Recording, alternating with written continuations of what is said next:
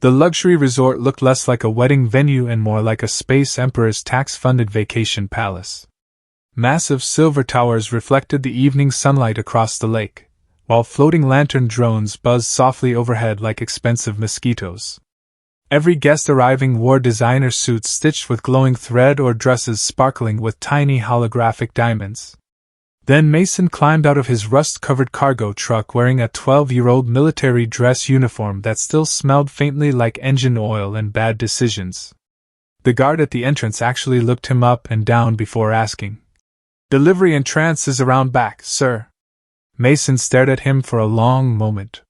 "Fantastic. I haven't even parked yet, and I'm already employed." The guard flushed red while nearby guests snorted into their champagne glasses. Mason adjusted the collar of his uniform and walked toward the ballroom carrying the small duffel bag that contained everything he owned besides a toolbox and 3 unpaid repair invoices. His boots clicked against polished marble floors worth more than his truck. He had almost reached the entrance when his younger brother Trevor appeared out of nowhere looking like a perfume advertisement with teeth. "Oh my God!" Trevor hissed. "You actually wore that?" Mason looked down at the uniform. "You said formal?" "I meant normal formal. Not military formal. This is the only suit I own unless you wanted me arriving naked." Trevor looked horrified for about half a second before muttering, "Honestly, that might have caused less damage." Before Mason could answer, their mother suddenly grabbed his arm hard enough to drag him sideways into a service hallway behind the ballroom. Their father followed close behind, sweating through his expensive jacket. "Mason, sweetheart," his mother whispered urgently. "You need to take that uniform off immediately." "I'm pretty attached to it, Mom. Mostly because I'm wearing it." Their father shoved a white waiter's jacket into Mason's chest like he was handling a bomb. "Please! The bride's family cannot know you served." Mason blinked slowly. "You invited me to the wedding." "Yes, but not like this," Trevor snapped while adjusting his cuffs. "Her family thinks soldiers are unstable." Mason stared at him. "That's funny coming from a man who cried because sparkling water was too aggressive." Their mother stepped closer, lowering her voice. "Trevor's future father-in-law owns shipping colonies across 3 systems. These people are refined. Powerful. They won't understand your background." Background. That word hit harder than it should have. Not service. Not sacrifice. Background. Like he was some embarrassing prison tattoo the family wanted hidden beneath long sleeves. Mason gave a small laugh. "Right. God forbid they discover the scary mechanic who fixes broken rescue ships for a living." Trevor crossed his arms. "You always do this." "Do what?" "Make everything uncomfortable." Mason almost reminded him who got thrown out of the house at 19 for enlisting instead of joining the family finance company. Almost reminded them who spent holidays eating military rations alone while Trevor posted vacation photos from orbital casinos. Instead, he just sighed. "Fine," he muttered, grabbing the waiter jacket. "Congratulations. You successfully bullied the help." "Thank you," Trevor said immediately. Their father elbowed him. "Not now, idiot." Mason slipped the jacket over the uniform and headed deeper into the resort, searching for somewhere private to cool off before he said something unforgivable. Unfortunately, he opened the wrong door. Inside, half-dressed bridesmaids screamed. One woman threw a makeup sponge directly at his forehead. Another covered herself with a decorative pillow. Mason backed up instantly. "I am so sorry. I was looking for alcohol." Then he noticed the silver-eyed woman sitting calmly near the mirror. Unlike the others, she wasn't panicking. She was laughing. The alien woman leaned back in her chair, long metallic-colored hair spilling over one shoulder, as she slowly looked Mason up and down beneath the half-buttoned waiter jacket. "Well," she said with a dangerous little smile, "either the catering staff got dramatically hotter tonight, or you're hiding something under that coat." The woman's name was Selena, and within 10 minutes Mason learned 3 important things about her. First, she was technically one of the bride's cousins. Second, she hated almost everyone at the wedding. And third, she flirted like she was committing armed robbery. You clean up suspiciously well for a mechanic, she whispered later that evening while pretending to fix his crooked bow tie near the kitchen entrance.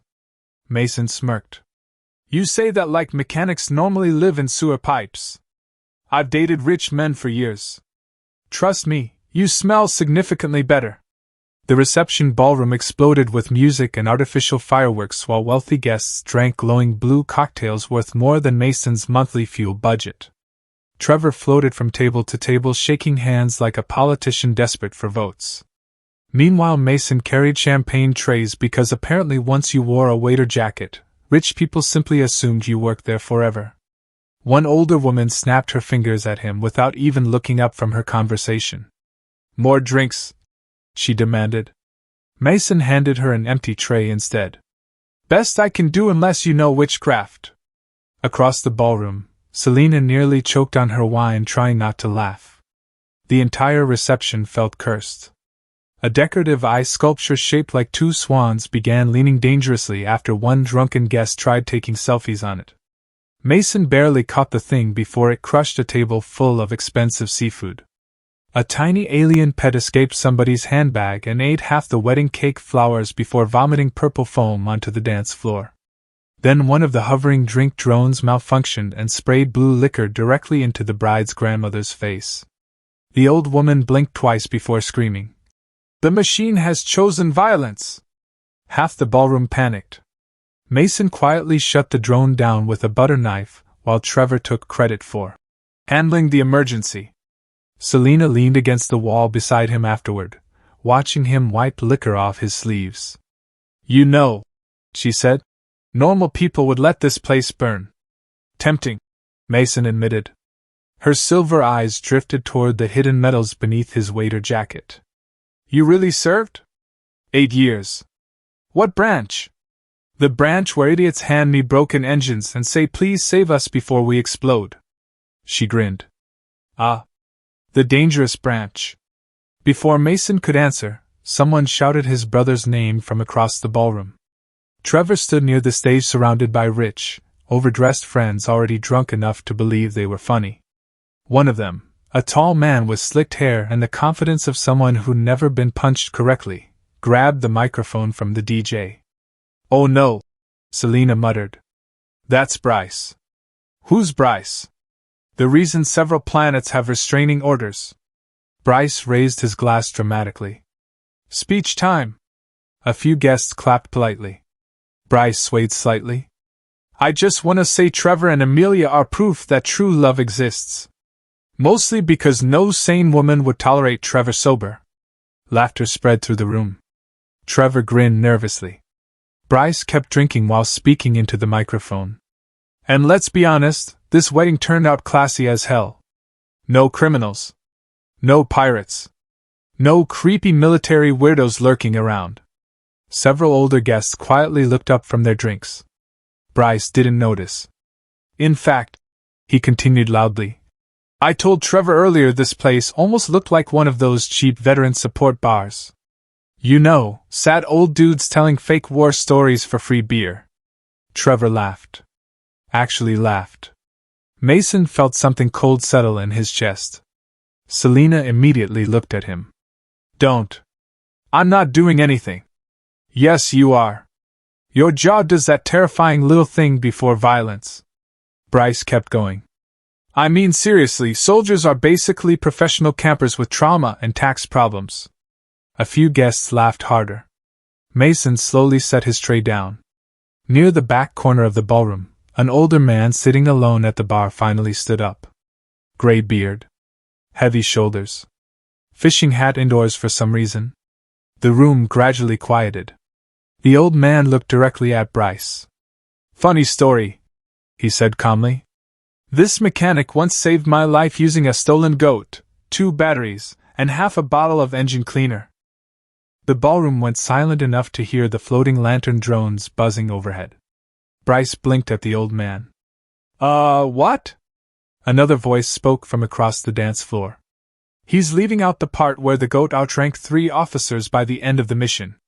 A second older man stood from his table holding a whiskey glass. Then a third rose near the buffet. Then another near the stage. One by one, 12 veterans slowly stood throughout the ballroom. The mood changed instantly. Not loud. Not dramatic. Just dangerous in the deeply embarrassing way only older military men could manage. Trevor's smile disappeared completely. Mason looked horrified. Oh no. Selina looked delighted. Oh yes. The gray-bearded veteran pointed directly at Mason. This idiot once repaired an armored patrol boat with cooking oil and gambling tokens. Another veteran snorted loudly. That wasn't the impressive part. The impressive part was him steering the damn thing through enemy waters while completely naked. The ballroom erupted with confused laughter. Mason covered his face with one hand. We were on fire. You were drunk. Another veteran corrected. Both things can be true. Bryce tried laughing nervously. Okay, cool story, old man. Son, the gray-bearded veteran replied. I watched this mechanic fistfight a smuggler twice his size while holding a live chicken under one arm. You look like you'd lose a fight against aggressive yogurt. Several guests choked on their drinks. Even the bride covered her mouth trying not to laugh. The veterans kept going. One described the illegal floating casino incident where Mason supposedly distracted armed pirates by pretending to be a malfunctioning dance robot. Another swore Mason saved an entire unit by stealing military goats from a corrupt supply depot because the animals triggered hidden landmines safely. A bald veteran near the cake table wiped tears from his eyes laughing. The general was stuck naked in an air vent for 6 hours. That was not Mason's fault. Someone yelled. He gave the general sleeping pills. Because the man wouldn't stop screaming. Trevor looked like his soul was leaving his body. Meanwhile, the rich guests who had mocked Mason earlier now stared at him like he was some legendary criminal folk hero accidentally invited to a formal dinner. Selina slipped beside Mason and leaned close enough for him to feel her breath near his neck. You never mentioned you were legally considered a public safety hazard. I was trying to seem mysterious. You smell like engine grease and unresolved trauma. Mystery was never an option. One veteran raised his glass toward Bryce. You called soldiers washed-up losers earlier, right? Bryce swallowed hard. I was joking. Fantastic, the veteran replied. Then we'll joke too. The roasting began immediately. One veteran asked Bryce if his soft hands came with factory warranty protection. Another asked Trevor whether his expensive suit included emergency evacuation instructions for difficult emotions. A third stared directly at a wealthy businessman and said, You look like a man who files complaints against gravity. The ballroom exploded with laughter. Trevor tried regaining control. Can everyone please calm down? Unfortunately, Bryce chose that exact moment to get defensive and drunk simultaneously. This is ridiculous, he snapped. You people act like military service makes you heroes. No, Mason finally said quietly. Mostly it just makes your knees hurt. The room fell silent again. Mason slowly removed the white waiter jacket.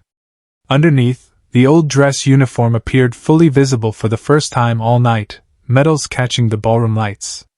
Several guests gasped softly. Selina looked at him like she wanted to climb him immediately. Mason ignored that for the sake of public decency and limited self-control. I didn't come here for attention, he said calmly.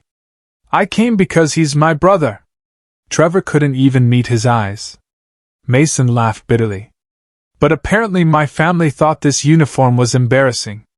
Before anyone could respond, Bryce drunkenly pointed toward Selina. Wait, he slurred. Aren't you the maid of honor I hooked up with during the bachelor party? The ballroom froze. A bridesmaid screamed. You what? Chaos detonated instantly. Drinks flew. Someone slapped Bryce with the dinner roll. The bride grabbed a champagne bottle like she intended murder. Decorative birds meant for the ceremony got released accidentally and began attacking the lighting drones overhead. The veterans were laughing so hard some nearly fell out of their chairs. In the middle of absolute madness, the gray-bearded veteran walked over to Mason and placed a heavy hand on his shoulder. You hear me, son? He said softly. Men like us don't care about medals. We remember who carried us home when things got ugly. Mason's throat tightened unexpectedly. Around him, the ballroom kept descending into drunken catastrophe. But for the first time all night, nobody was looking at him with shame anymore. By midnight, the luxury wedding looked like a crime scene sponsored by expensive alcohol. Half the floating lantern drones had crashed into the lake. The decorative swan sculpture melted into a depressing puddle beside the buffet. Someone had stolen the chocolate fountain and repurposed it for tequila shots. And somehow one of the veterans was riding a serving cart through the ballroom while two others saluted him like battlefield commanders. Trevor stood near the destroyed cake table looking seconds away from cardiac arrest. "This wedding is ruined!" he shouted. A veteran passing by grabbed a shrimp from somebody's abandoned plate. "Relax, kid. I once attended a wedding where the groom got arrested before dessert. This is still top 5. Mason sat outside near the lakeside balcony trying to breathe fresh air that didn't smell like panic and burnt frosting. The ballroom doors slid open behind him. His parents stepped outside quietly. For a moment nobody spoke. Then his mother finally looked at the uniform properly for the first time in years. "You look like your grandfather," she whispered. Mason stared out across the dark water. "That's supposed to make me feel better?" His father sighed heavily. "We were wrong. That narrows it down absolutely nowhere. We were afraid," his mother admitted softly. "When you enlisted, we thought we'd lose you." "You did lose me," Mason replied. "Just not the way you expected." The silence after that hurt worse than the shouting earlier. Then his father awkwardly cleared his throat. "For what it's worth, those men inside seem to think highly of you." Mason gave a tired laugh. "Yeah. Apparently surviving explosions together builds friendships." His mother stepped closer carefully like approaching a wounded animal. "We should have been proud of you." Mason looked at them for a long moment before shrugging lightly. "Good. Because I'm expensive in therapy bills now." To his surprise, both parents laughed. Small. Broken. But real. The balcony door opened again before the moment could become too emotional.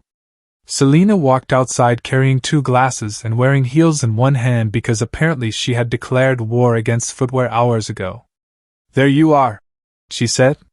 "Your veterans are attempting karaoke." Mason frowned. "That sounds dangerous. One of them is singing shirtless. That narrows it down to all of them." Selina handed Mason a drink before casually sitting beside him close enough for their shoulders to touch. His parents exchanged a glance. "Oh," his mother whispered quietly. "She's beautiful." Selina smiled without shame. "Thank you. Your son has been mentally undressing me since the appetizer course." Mason nearly inhaled his drink. His father burst out laughing so hard he had to grab the railing. Selina leaned closer toward Mason afterward, silver eyes glowing softly beneath the balcony lights. "So," she murmured, "hypothetically speaking, how do you feel about traveling across the colonies with an emotionally unstable alien woman who enjoys bad decisions?" "That depends," Mason said carefully. "How emotionally unstable are we talking?" She thought for a second. "Mild arson. Occasional theft. I bite rich people when provoked. Honestly, that's still healthier than my last relationship." She kissed him before he could say anything else. Not soft either. The kind of kiss that made nearby veterans start cheering through the balcony windows like drunken football fans. Inside the ballroom, someone yelled, "The mechanic scored!" Trevor immediately shouted back, "Can everyone stop celebrating my brother for 5 minutes?" At that exact moment, the damaged wedding cake finally gave up structurally and collapsed directly onto Trevor's head. The ballroom exploded with laughter loud enough to shake the windows. One veteran actually fell onto the floor wheezing. Mason stared through the glass at his frosting-covered brother, and slowly smiled for the first time all night. The uniform his family once begged him to hide had somehow become the reason the entire room finally saw who he really was. Not a failure. Not an embarrassment. Just a stubborn mechanic who kept people alive long enough to laugh afterward.